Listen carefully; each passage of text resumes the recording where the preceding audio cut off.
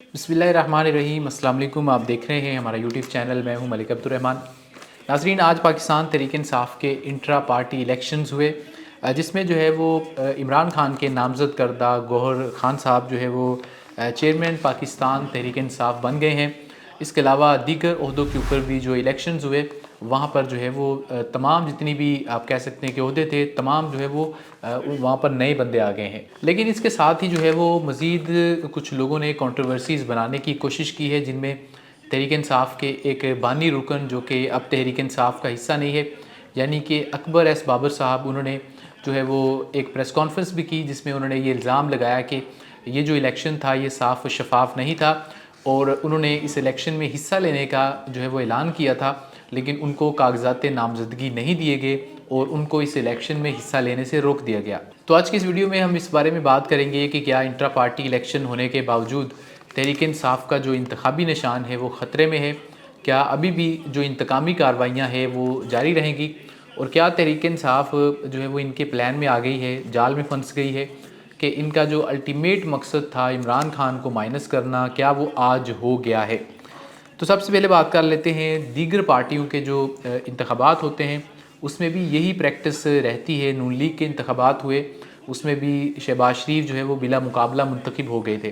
तो अकबर एस बाबर साहब जानबूझकर एक कंट्रोवर्सी बनाने की कोशिश कर रहे हैं, और उनकी कोशिश ये है और प्लान ये है कि अब इसको अदालत में लेकर जाया जाए या इलेक्शन कमीशन में, और वहाँ से इस इलेक्शन को कलअदम करवा दिया जाए। इस वजह से सब कुछ हो रहा है, और ये सब कुछ अकबर एस बाबर नहीं कर रहे, बल्कि कुछ और लोग हैं जो कि इनसे करवा रहे हैं। अब इमरान खान को इन्होंने हटाना था, हटा दिया, अब गौहर खान को ये ले आए हैं। लेकिन एक बात अहम है कि ये जो प्रेस कॉन्फ्रेंस कर रहे हैं अकबर एस बाबर साहब, जितनी मेरी समझ है वो ये है कि तहरीक इंसाफ के जो रुकन लोग होते हैं वो इंट्रा पार्टी इलेक्शन में हिस्सा ले सकते थे, यानी किसी भी सियासी जमात के जो मेंबर्स होते हैं सिर्फ वो हिस्सा ले सकते हैं, और अकबर एस बाबर तहरीक इंसाफ के मेंबर इस वक्त नहीं है। वो एक टाइम में तहरीक इंसाफ का हिस्सा ज़रूर थे, लेकिन उसके बाद पार्टी ने उनको निकाल दिया, उनकी रुकनीत जब मुअत्तल कर दी तो उसके बाद वो पार्टी का हिस्सा नहीं रहे।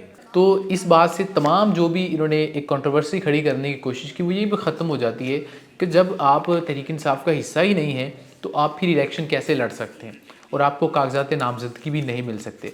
अब इन्होंने कुछ मज़ीद लोग भी अपने साथ लिए हैं, वो भी इसी तरीके से आकर इल्ज़ामात लगा रहे हैं और इसको जो है वो चैलेंज करने का ऐलान कर रहे हैं। वैसे तो ये जो इंट्रा पार्टी इलेक्शन है ये ज़्यादा मैटर नहीं करते, और इलेक्शन कमीशन भी कोई ज़्यादा इंटरेस्टेड नहीं होता। ज़ाहिर है यहाँ पर तहरीक इंसाफ के ख़िलाफ़ कार्रवाइयाँ हो रही हैं, इस वजह से जो इलेक्शन कमीशन है वो ये इंट्रा पार्टी इलेक्शन में बहुत ज़्यादा इंटरेस्ट ले रहा है।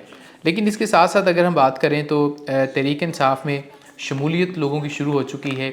नून लीग से कुछ लोग तहरीक इंसाफ में आए और दीगर पार्टियों से भी, और बहुत सारे लोग ऐसे हैं जो कि आना चाहते हैं, लेकिन उनके सामने ये मसला है कि जैसे ही वो तहरीक इंसाफ ज्वाइन करेंगे तो उनके ख़िलाफ़ कार्रवाइयाँ शुरू कर दी जाएंगी। इस वजह से बहुत सारे लोग चुप करके बैठे हैं।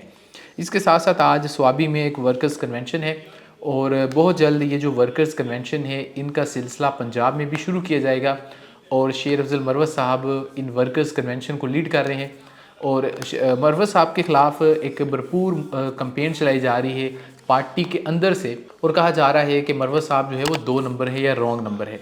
लेकिन उन लोगों को मेरा बहुत सादा सा मशवरा है कि भाई अगर ये रॉन्ग नंबर है तो फिर राइट नंबर कौन होगा, क्योंकि ग्राउंड पर हमें सिर्फ शेर अफजल मरवत नज़र आ रहे हैं, उनके अलावा कोई नज़र नहीं आ रहा। या तो अगर वो रॉन्ग नंबर है तो आप भी फिर इसी तरीके से अवाम में आए। आप खुद चुप के बैठे हैं, लेकिन जो बंदा बाहर आ रहा है उसको अवामी पजीराई मिल रही है, वो भी आपसे बर्दाश्त नहीं हो रही।